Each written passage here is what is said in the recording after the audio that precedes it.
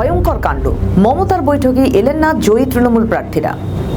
মমতা বন্দ্যোপাধ্যায়ের ডাকা তৃণমূলের নতুন পরিষদীয় দলের প্রথম বৈঠকে গড়হাজির 11 জন জয়ী প্রার্থী।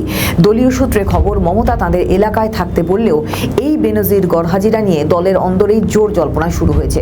তৃণমূল সূত্রের দাবি যে জয়ী প্রার্থীরা উপস্থিত হননি, মমতা নিজেই তাঁদের নির্দেশ দিয়েছেন আপাতত নিজেদের এলাকার আক্রান্ত মানুষদের পাশে থাকতে।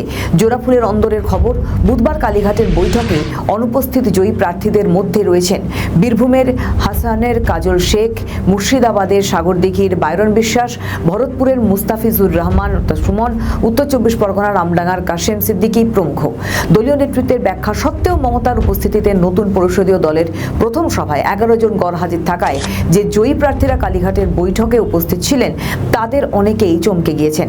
এই বৈঠকে উপস্থিত একজন প্রথম সারির নেতা বলেন, মমতা বন্দ্যোপাধ্যায় বৈঠক ডেকেছেন, সেখানে অনুপস্থিত থাকার ঘটনা বেনজির।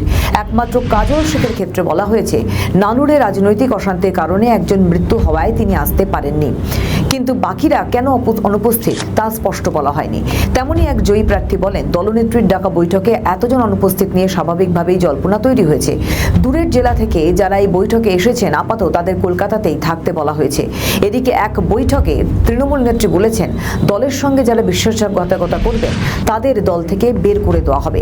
এই বৈঠকের পরে তৃণমূলের এক্স হ্যান্ডেলে একটি বিবৃতি পোস্ট করা হয়েছে, যেখানে বলা হয়েছে, অনেক নেতা সংবাদ মাধ্যমে কিংবা সোশ্যাল মিডিয়ায় নানান কথা বলছেন। এইসব মতামত একান্তই তাদের ব্যক্তিগত বক্তব্য, দলের বক্তব্য নয়। তৃণমূলের নতুন পরিষদীয় দলকে নিয়ে মমতা বন্দ্যোপাধ্যায় বৈঠক ডেকেছিলেন, কিন্তু এই প্রথম বৈঠকেই রইলেন না জোড়াফুলের অন্তত 11 জন জয়ী প্রার্থী।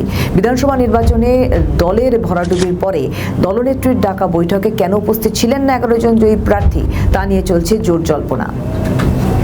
আমাদের ভিডিও ভালো লাগলে লাইক ও শেয়ার করুন, কমেন্ট সেকশনে আপনাদের মতামত জানান।